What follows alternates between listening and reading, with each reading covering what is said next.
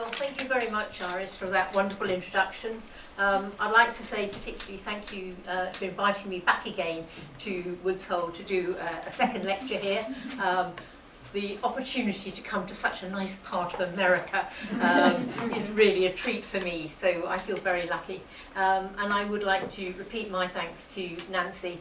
Nancy was very important to me early in my career when we were working on the Ballet 1933 material, and I've never forgotten the pleasure that that gave me and how that really helped me get going. But today we come rather more up to date with Matthew Bourne, and the overall title I gave this presentation was Matthew Bourne, Showman. There we have one of the quotes, Matthew Bourne, Britain's most successful choreographer. Back one? Oh, I'll go back one, yeah. Here we are, I'll go back one. There we are.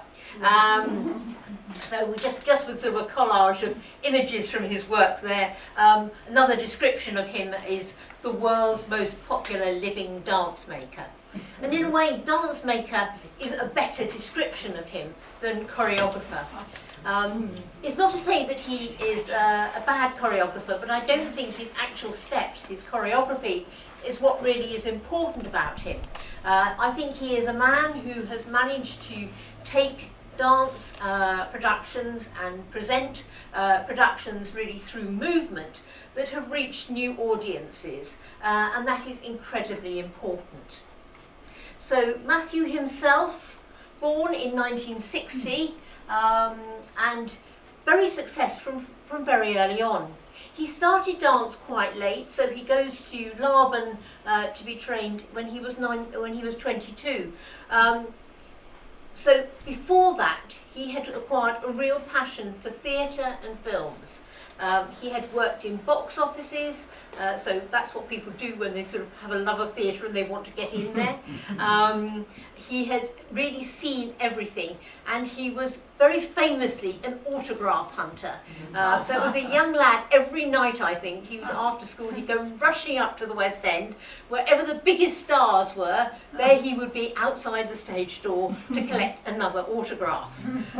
So I think there's this sort of sense of sort of stardom, and I think he still enjoys actually meeting other celebrities. It's very much part of the fun of the job for him. He decided that he was interested in dance and he would like to train, and Laban is one of two really leading sort of contemporary dance schools, modern dance in London, and it really, I think, when he was sort of interviewed or auditioned, it wasn't the fact that they saw sort of talent in terms of dance, but that he seemed to have such an interesting personality, and his interest was so wide that they thought he was somebody who may not be going to be a great dancer in his own right, but it'd be worth sort of taking him on. So just giving you sort of a few elements there, 1987 he actually founds Adventures in Motion Pictures. Really, it develops out of a student group that was touring internationally, and Matthew Bourne and another choreographer, Lee Anderson, were really the linchpins of that group. Lee actually left and started her own company, again an interesting company, and again actually I think what's fascinating is that they are both sort of choreographers, producers of ideas, much more than the steps. And I was talking to a colleague who sort of reminded me that actually the sort of choreographic training at Laban at the point when they were there was not particularly strong. And so that is probably sort of part of the sort of the background. But as I've said, with Matthew, he had looked at so many productions, so many films. He would, Sunday afternoon television, the old films, old movies being presented, he would always be sort of glued to them, and that was the background he came from. The company had its first iteration in the 80s and 90s, then went through some sort of administrative and financial difficulties, and has been relaunched in 2002 as New Adventures, which actually is a rather lovely title, sort of sense of what next. I've also included that, I've included also his honours, so his New Year's honour there, the sort of success that sort of come through. He's also more recently, in fact just a few weeks ago, was given a doctorate from the University of Oxford, which I think was his 11th doctorate or something like that. So certainly somebody who's been honoured in many different ways.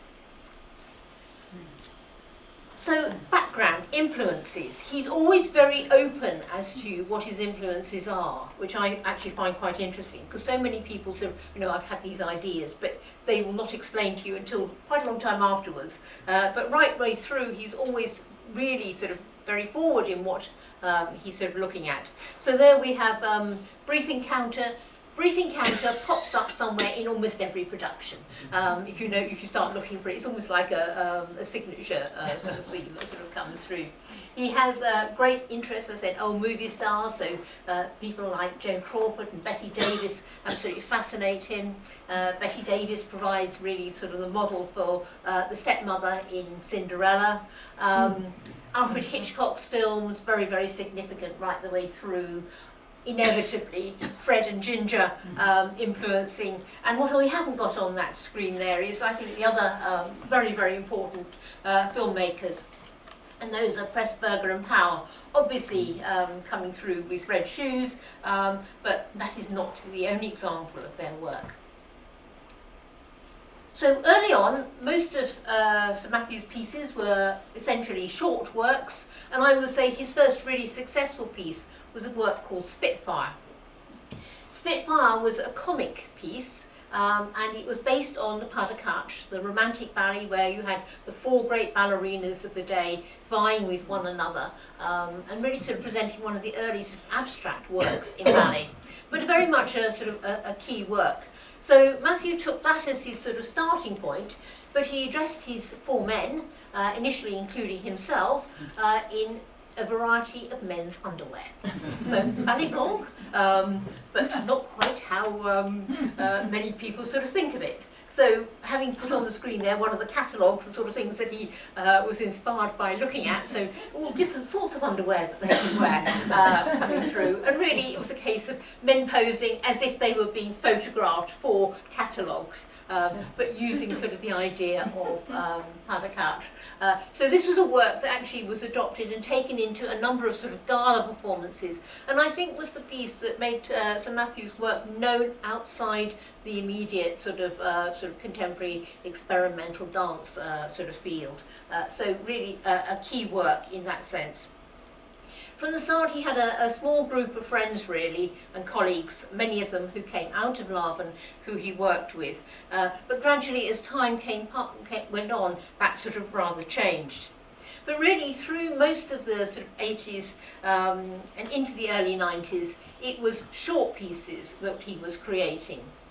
But at the same time he sort of began to choreograph for other theatrical productions, so he's brought in on a number of Shakespeare's such as As You Like It, Midsummer Night's Dream. He choreographed Children of Eden, which was not a very successful musical in London. And I've sort of divided things up between sort of before Nutcracker and after Nutcracker, because in many ways that is the sort of the dividing point. Before Nutcracker, so to speak, he was just another choreographer, creating short works for his own company. After Nutcracker, he was really regarded as somebody to be taken seriously on the broader dance scene.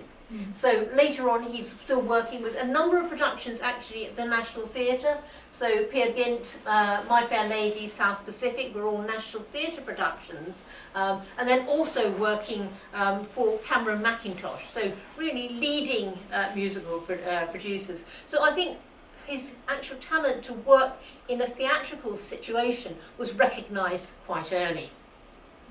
And I've just included some images relating to Town and Country, one again a witty short piece, and in fact in recent years he has revived some of those, and with the revivals, obviously, the settings and the costumes have become more elaborate. He collaborates frequently with Les Brotherston, who I think is one of the leading designers in Britain. I'll say more about his work. But I think I've deliberately included there just a reminder how sort of the milking the cow images here literally are lifted from Facade, the Frederick Ashton Ballet.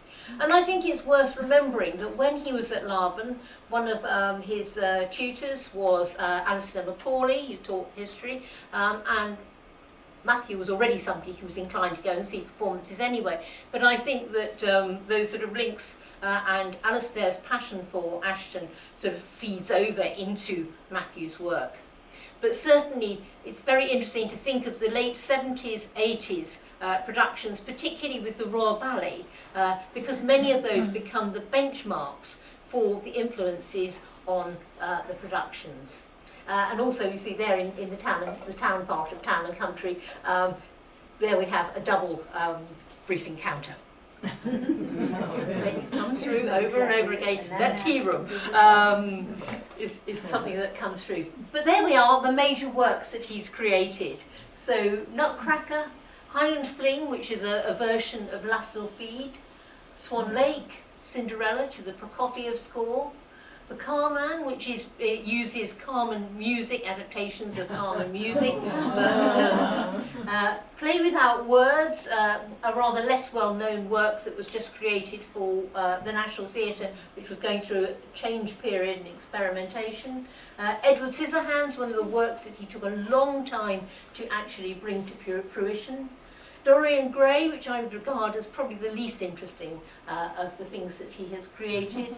Lord of the Flies was largely an educational project, and I'll say a little bit more later. Sleeping Beauty and The Red Shoes. Now what I think is actually sort of quite interesting is if you look at that, look at the time span. We're looking at 25 years, 11 works.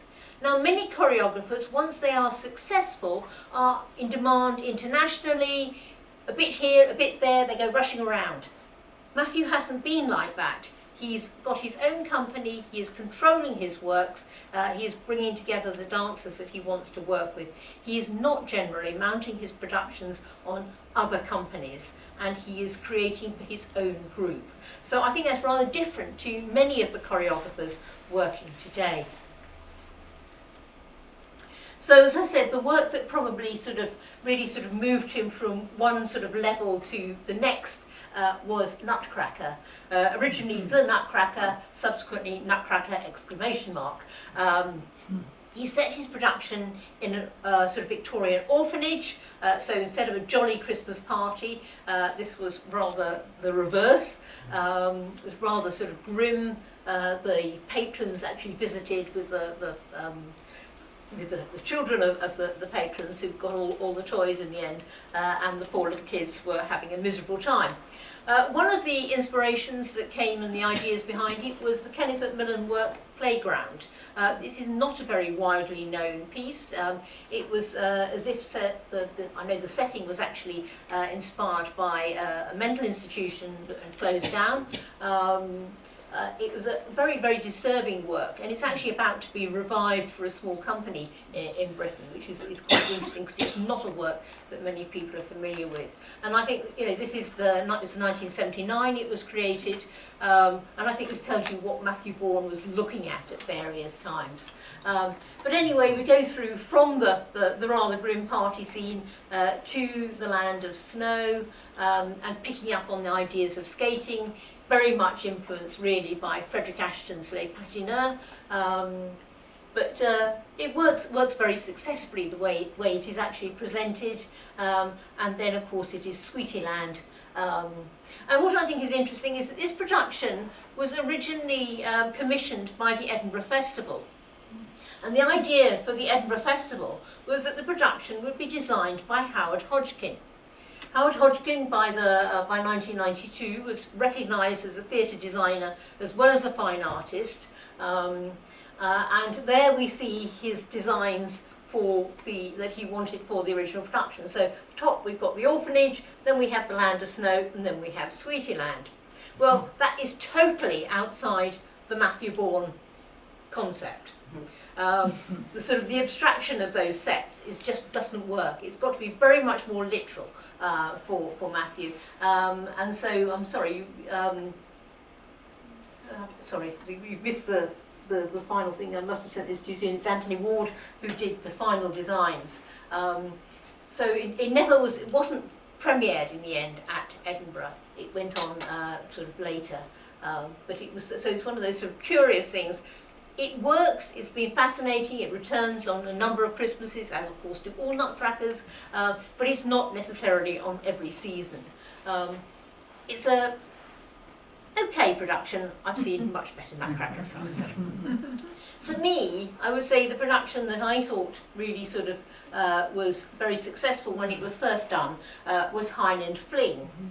And in fact, Highland Fling sort of really began life as a bit of a fill-in.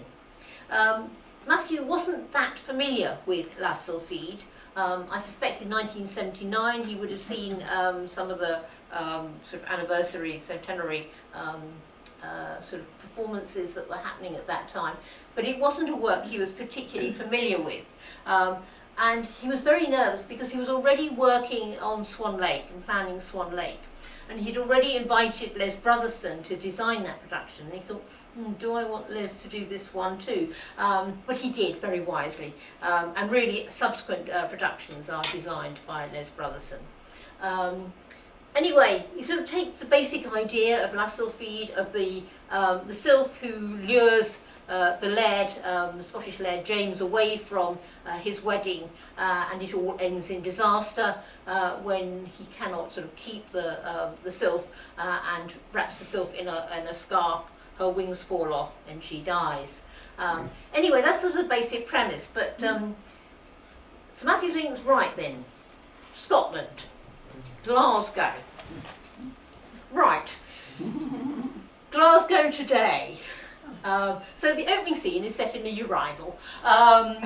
It's really pretty basic in some respects. So there's a party going on. James is going to get married the next day, so it's basically the bloke's night out. At the same time, there is a hen party for the bride going on. So it's all sort of very, very sort of modern, very sort of up to date. But throughout there are images, and I think this is one thing that often with Sir Matthew, I think he looks at the images. It's the iconography of the works that he draws on, rather than necessarily sort of the full information. And he sort of says he didn't know that much about Lassalle Feed. And so in terms of sort of movement ideas, he was thinking very much more of the villas in Giselle.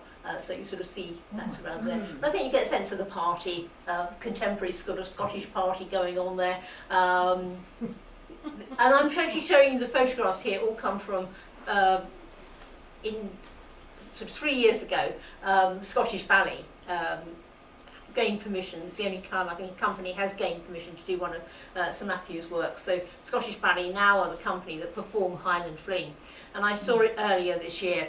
And it was enormous fun. It was particularly enormous fun to see it in Glasgow, with the audience reactions and sort of the mutterings that was going, oh my God, what's happening next? Sort of thing. It's a pretty dark work. I mean, the original is quite dark when you start thinking about it, but sort of gives you some sort of ideas of the piece. And really in terms of some of the ideas, some of the movement ideas, again, this sort of sense of iconography of works that Matthew will have seen coming in. So for example, Marguerite, the end of Marguerite in Armand, the way that Marguerite is lifted up to the light, that comes in again at the really at the death of the sylph. So there actually, this photograph here is the original production with Scott Ambler, who unfortunately died just recently. Scott Ambler, Etta Murfitt were two of really the original sort of Adventures in Motion Pictures dancers who continue to work with Matthew and help him revive many of the productions. Right, I'll give you a taster of it.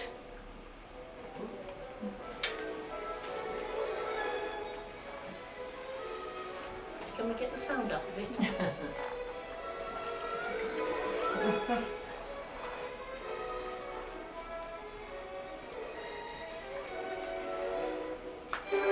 So there we have some motions for the sylph behind the chair, that are picked up from the original.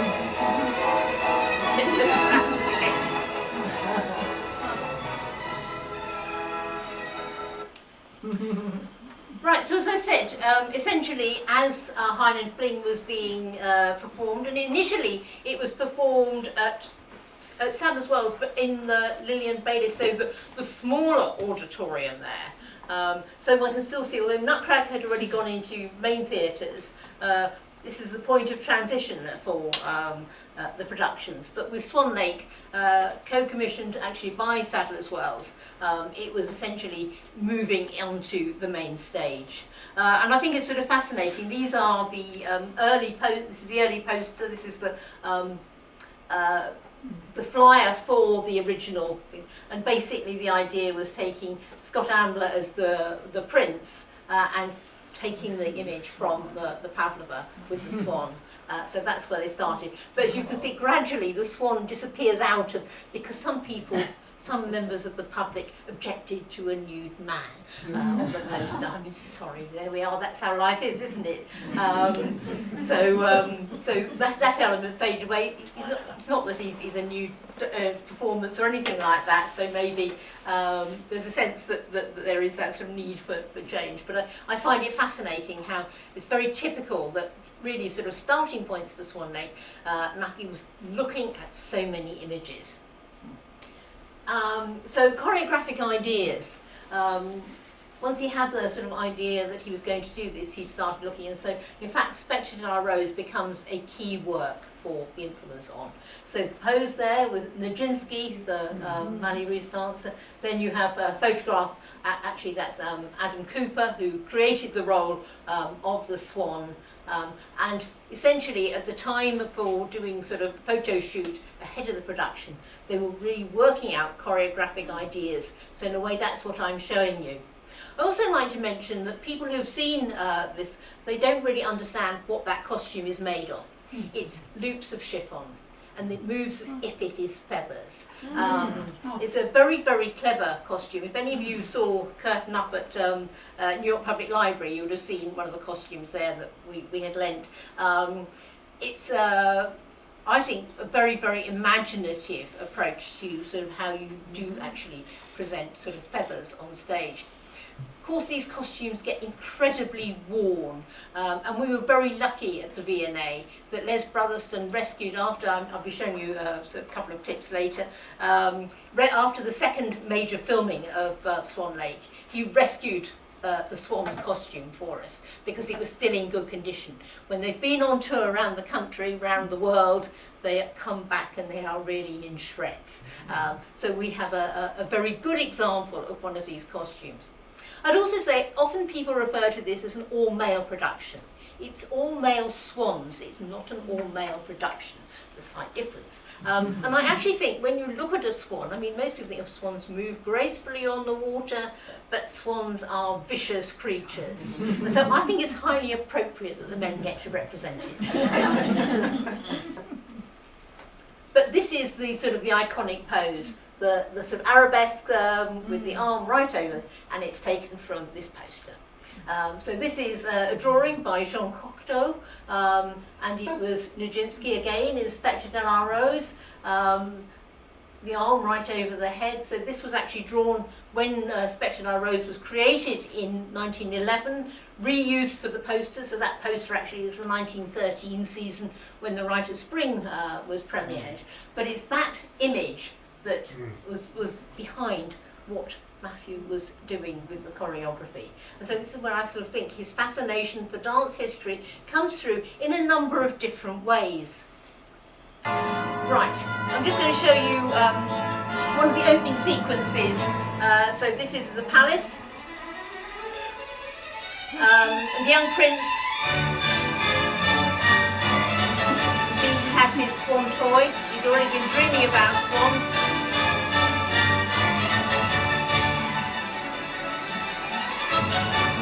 But I think it's important to look at a sequence like this and realise how much that sort of movement, narrative, the mimetic element is very important in the Matthew Bourne production.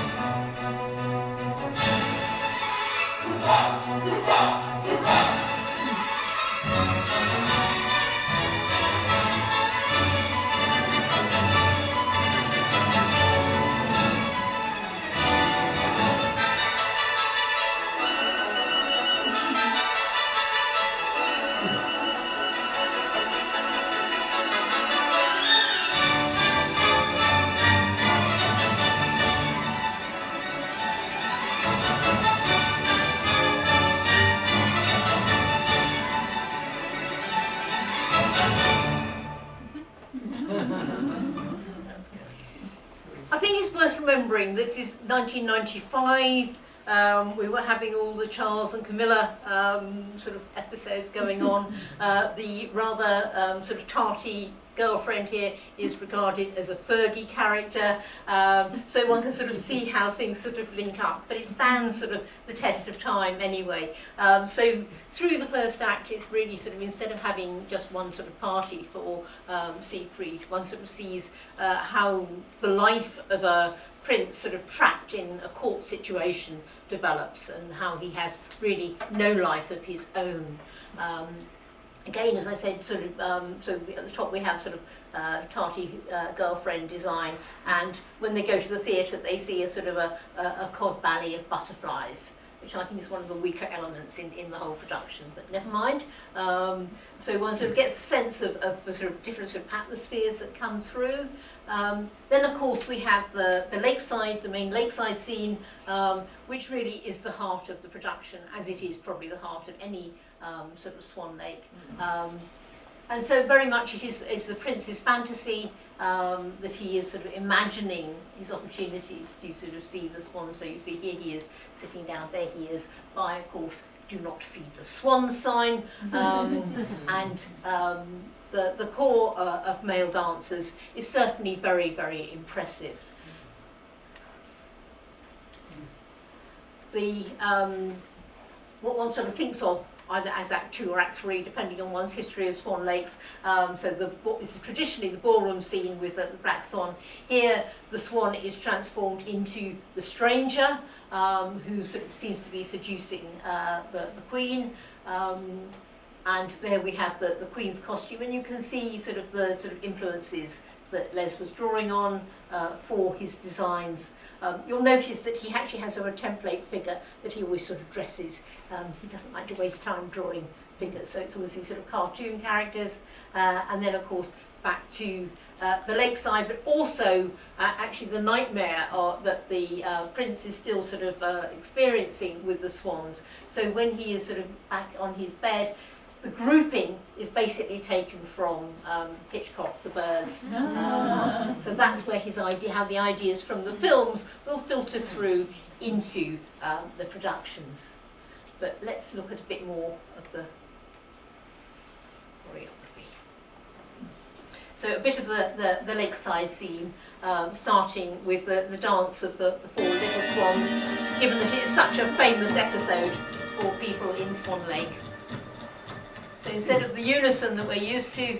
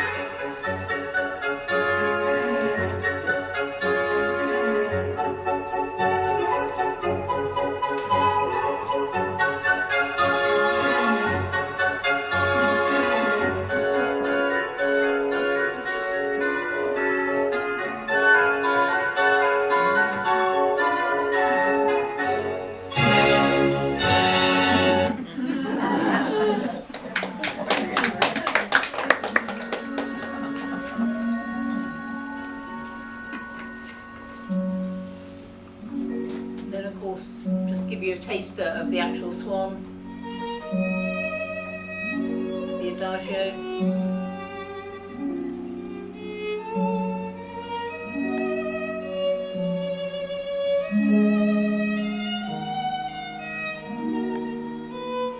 Of course, many dancers now have performed the role. Many dancers want to perform the role. In terms of sort of having guest artists, Matthew tends not to really like it unless they're prepared to work with him through the period when the productions have been revived and really committing themselves to a period of time, not just starring for a few performances to help box office.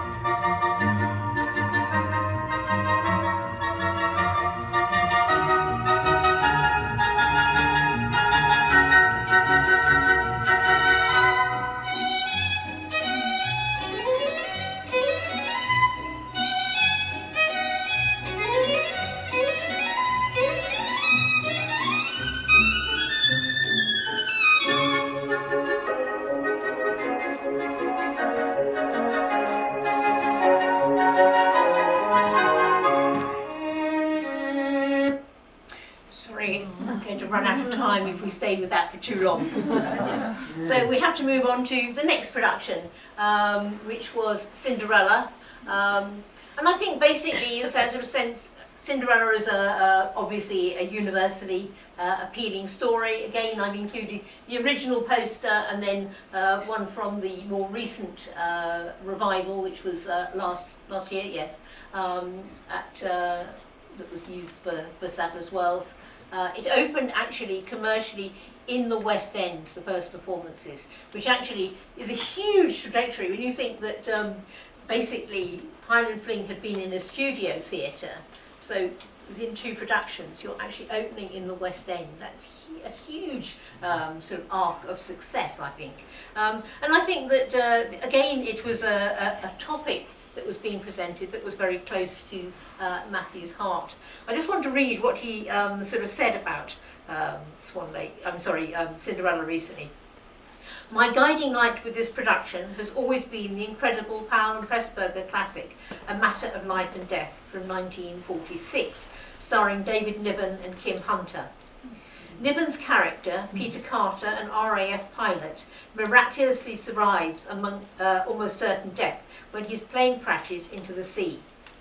It soon becomes clear that he has cheated death, and the heavenly agents, the angels, have made a mistake. He hovers between life and death, but guided by a male guardian angel and the woman he loves, he is given a second chance.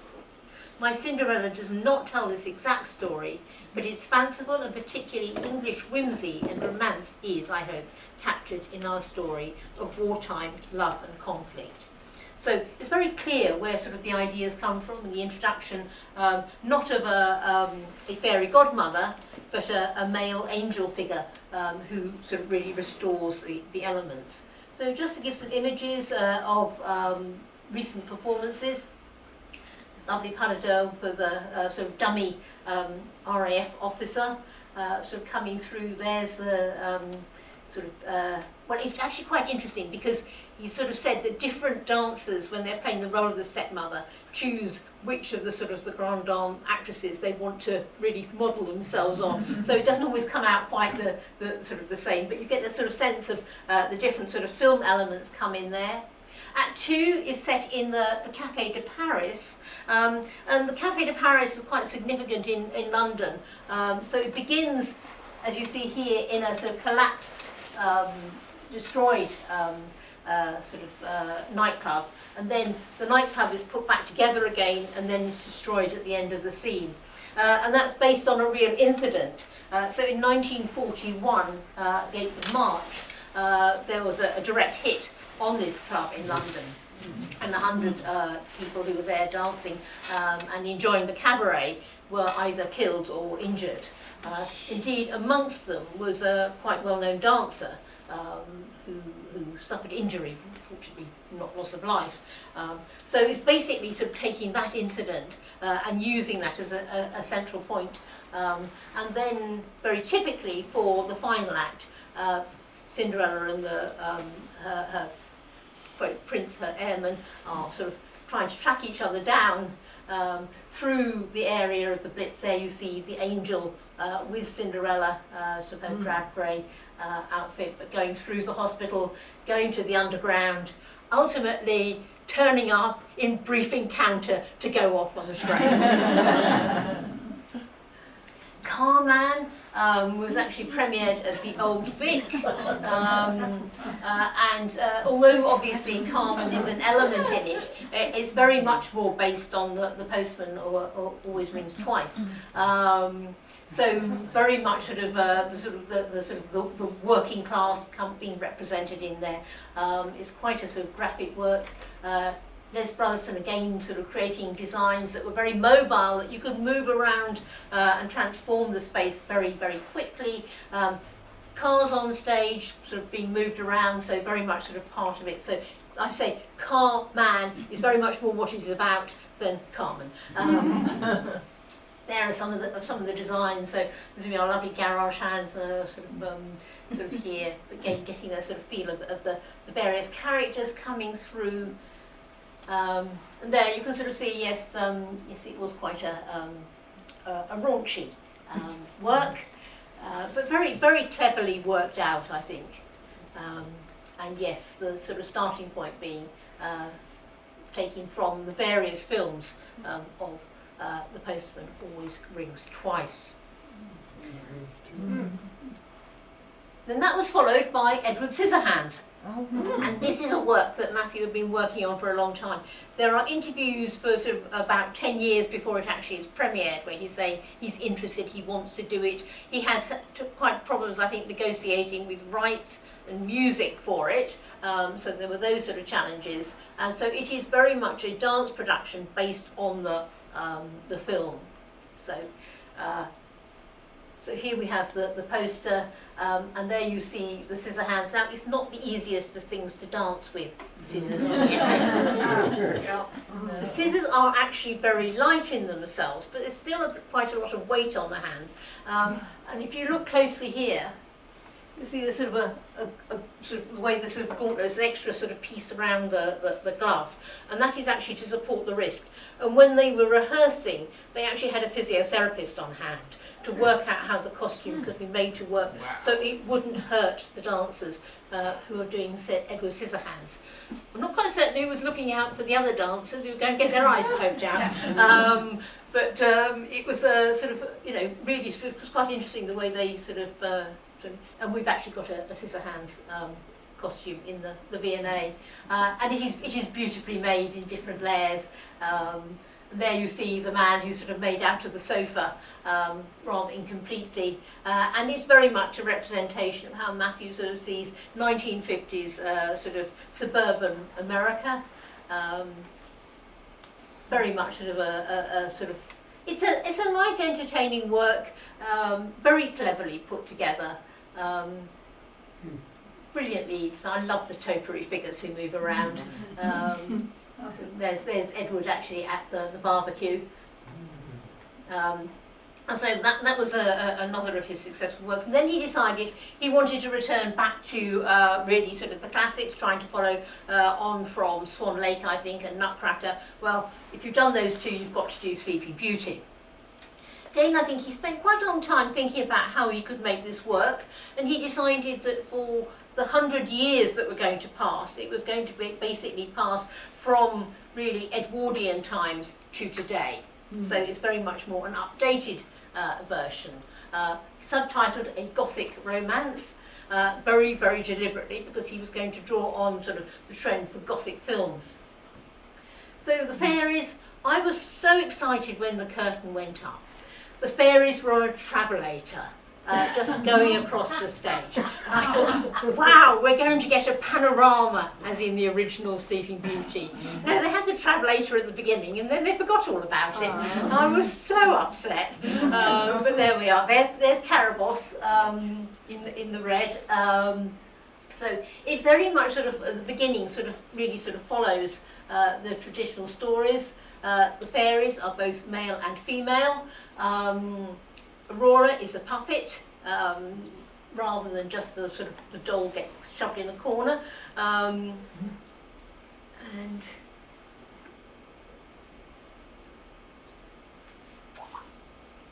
when we get to Aurora's coming of age party, it's very much sort of the Edwardian dancing, and one of the inspirations was the castles that you've had the lecture about here. Again, I think it's probably Matthew looking more at the iconography than anything else that sort of comes through, but he sort of maintains that, doesn't he? And the prince actually is the gardener's boy.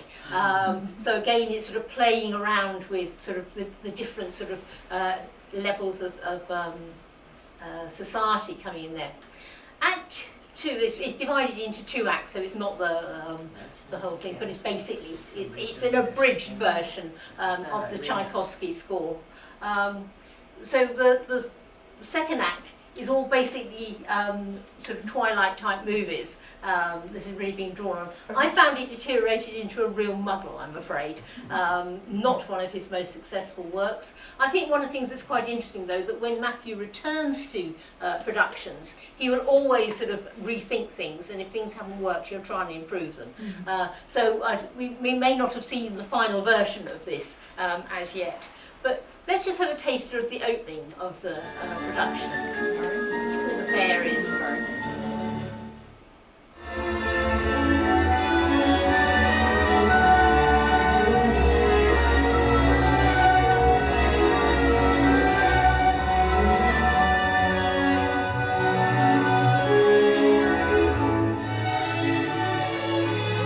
They don't all get variations to do and bringing presents and things like that.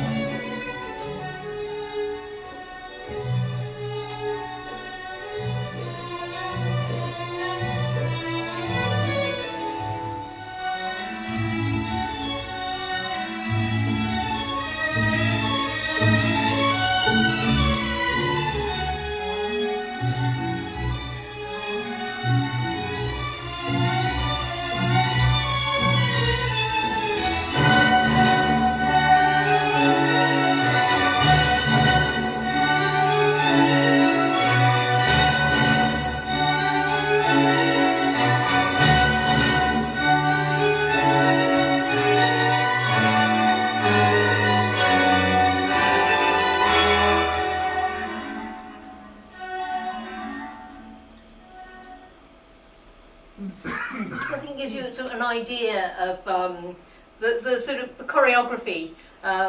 It's not meant to be Pettifer choreography. It is very much a Matthew Bourne choreography.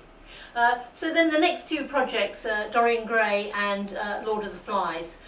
Dorian Gray was another work that was commissioned by Edinburgh Festival. I think it was the least successful of his works. Basically, instead of the picture in the attic, it was to do really very much more with celebrity and photography. Some nice ideas, but I think if you didn't know the original story, it was very, very difficult to follow. It was a very muddled production. Again, very much influence of films coming in there, so blow up, very obvious element, as you can see sort of at the bottom, maybe sort of a man on the floor, but that's basically where the ideas sort of came from. Very typically of Les Brotherston, in the middle of it there was suddenly the statue of the bust of Nijinsky, and I must say that with Les Brotherston you very often find that the bust of Nijinsky turns up in his designs, even in sort of like Noel Coward plays at a period when it was lost. So it's absolutely one of those sort of things I'm always on the lookout for. You can see they have a shared interest in that sort of period. Lord of the Flies, essentially, taking the famous novel, and again the Peter Brook film coming into it, I think, was done really as an educational project. And so it was a group of dancers, a group of the company members, along with, I think it was something like 17 boys at every venue. So they had new boys coming in to be part of the company. So it was very much part of an outreach program. And it's worth mentioning that with Matthew Bourne there is he does have a charity branch of his company called Reborn that sponsors education work, that sponsors and encourages other choreographers. So there is that sort of generosity of sharing that comes through.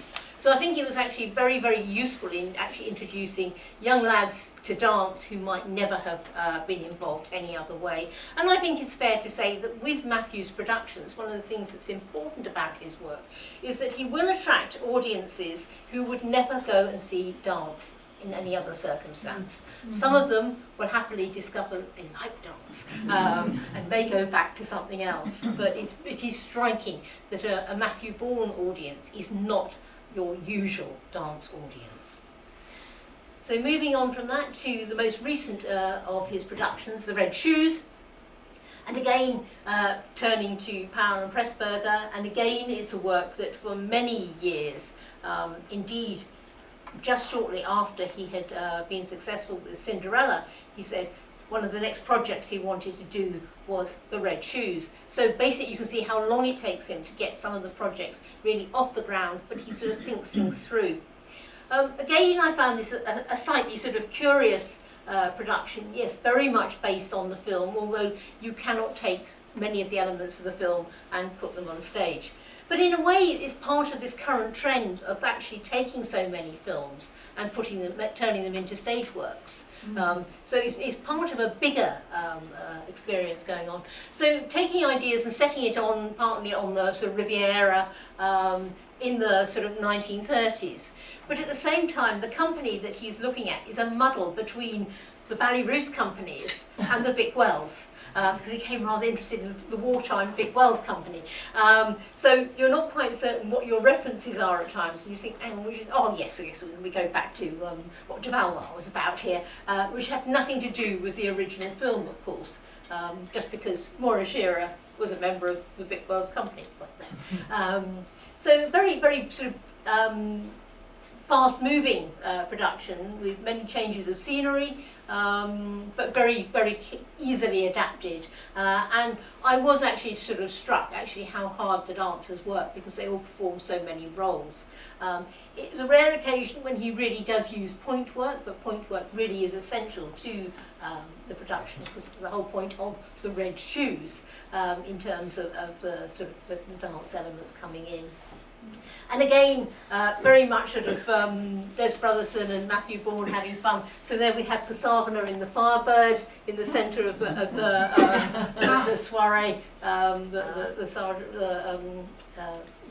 portrait there. The proscenium for the theatre is basically it's probably actually Monte Carlo Garnier designed.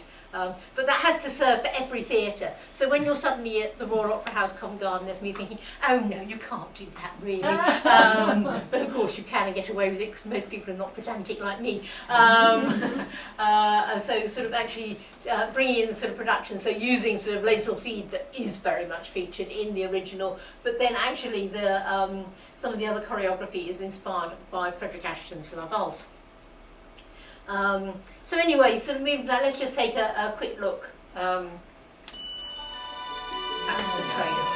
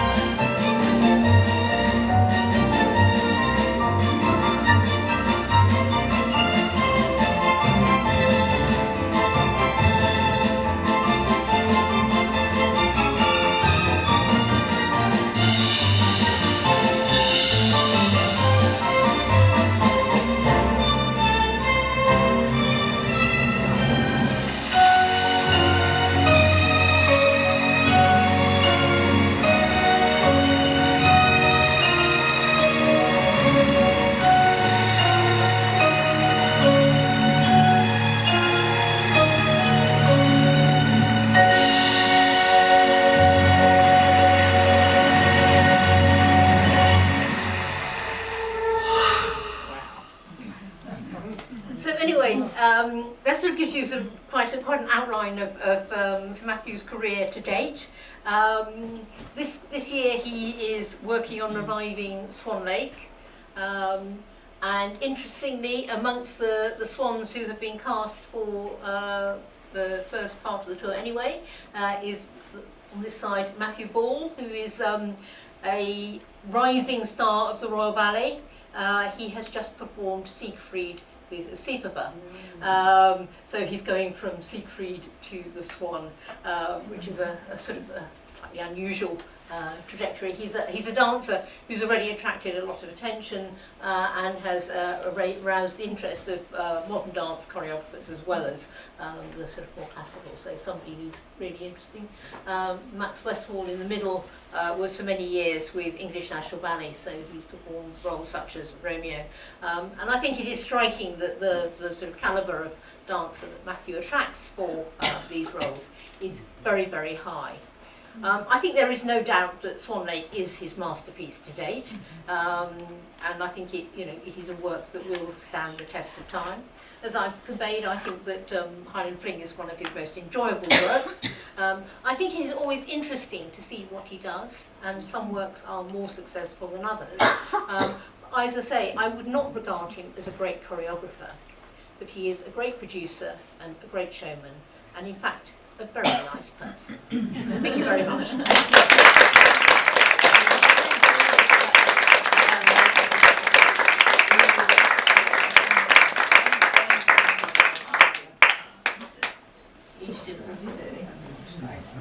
Interesting.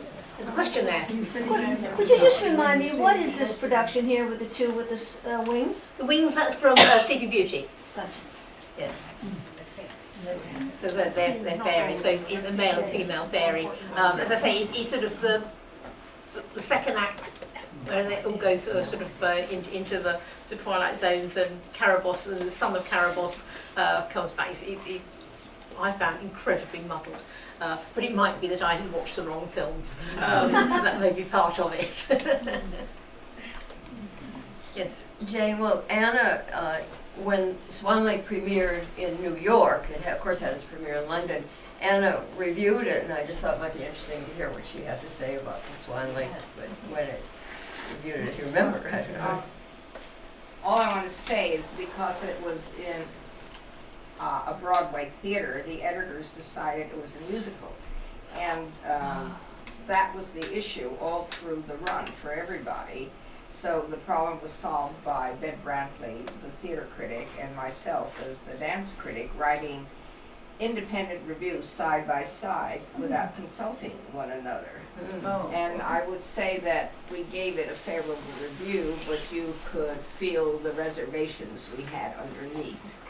And he did get the Tony for choreography that year, and he made a whole crack about so is it a ballet or is it a show? I mean, when he got it, and he was very conscious, Matthew Bourne, about the fact that nobody could actually define it. And you've said yourself, I think after all these years, we now know who he is. And I think one of the things is that he wouldn't have got the Tony if it was a ballet. That's true. Because Tonys are not awarded to. For ballet, so it had to be a musical show. However, what I noticed that all sorts of people who had, as you say, never been to a ballet were just extolling the music, this Tchaikovsky music. That's what I kept hearing. I was in a doctor's office and they were carrying on about the music. So he does attract the new audience, and hopefully goes on to other things. I would say, so the other issue, let's be frank, was it a ballet about gays or was it not? And that was, so I agreed that I felt that it was a more universal story. It was about a young man who didn't like his parents, because at the same time, you said, there was the whole Diana mess and the royal family, and were the young people being treated nicely by what Diana called the Germans, meaning the royal family. Yes. And he was very open about whom he was satirizing, as you saw the corgis that crowded across the stage. So one, and this I thought I saw two in the original, but anyway, the whole point was that he worked on Well, multiple remember that levels. the corgis are now a thing of the past for the Queen, so Why are they all dead? yes, They are. yes, you won't have another corgi. Class.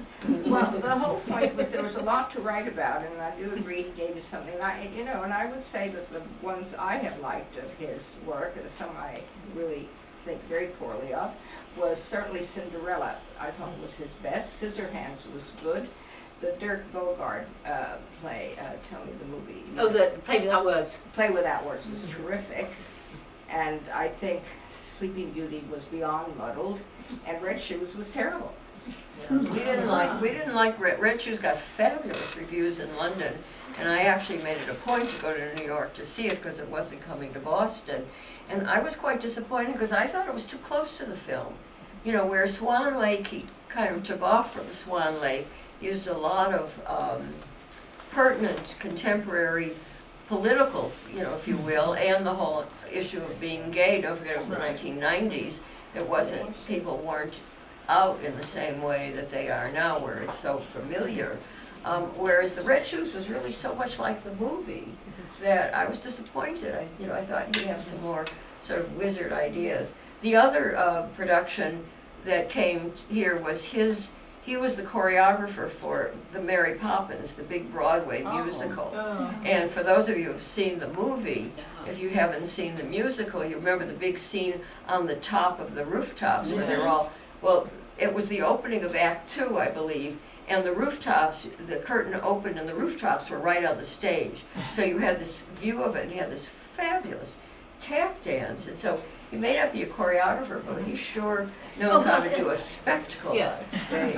Yeah, I think spectacle is definitely one of his strengths. Yes. Yes. I just have to add my 2 cents. So I'm Why not? so happy to have you do this, because I said a year ago, let's have Jane back to talk about Matthew Bourne, because he's going to open Red Shoes in the States, and it would be pertinent. And I've just been fascinated by him, because I went to the Swan Lake in New York thinking I was going to hate it, because I know every step to that music, in the original version. I was so enthralled by it. I completely forgot everything. I was just completely captured by what he did. So no one was more surprised at my reaction than his. But of course there have been lots of discussions about how banal the choreography sometimes is. I didn't feel that in the clips you showed, but sometimes I look up on the stage and go, oh, that just looks like a classroom combination. But I think one of the things that he's very smart about, and any choreographer that works like this, and many modern choreographers do work like this, is they ask dancers, very good dancers in their companies, to improvise. And then they take things from the improvisation and shape a work, and that's very typical in the modern dance world. And by choosing dancers who are very creative, I think probably, I don't know if Bourne ever says that that's true, but I think he gets many of his choreographic ideas directly from his dancers in rehearsal, and then he shapes them dramatically, which he's brilliant at. He's great storyteller. He does, because he workshops his productions with the dancers for quite a while before it really gets them going. So there's a lot that goes in, and something like Swan Lake, I think having Adam Cooper was incredibly important. Also, I think actually, there were other dancers who the second cast. I think this is one of the things, of course, if you're going to go on long tours, you need to have multiple casts. And he is very good at involving all those casts in the creative process. So it's not just created on one dancer. That would be a reason dancers would want to work with him. Yes. Because instead of just being told what to do all the time, they're asked to contribute themselves creatively to the process. And that's not typical in the ballet world. And As much as it is in the modern world. Although the productions are sort of more or less fixed, he is open to different interpretations with different dancers. So that's Really? There is a film of it. I don't know whether this library has it, but there is a film available, and it's quite good. So if you can't get to wherever they're going to revive it again, it's well worth seeing. It is a wonderful piece.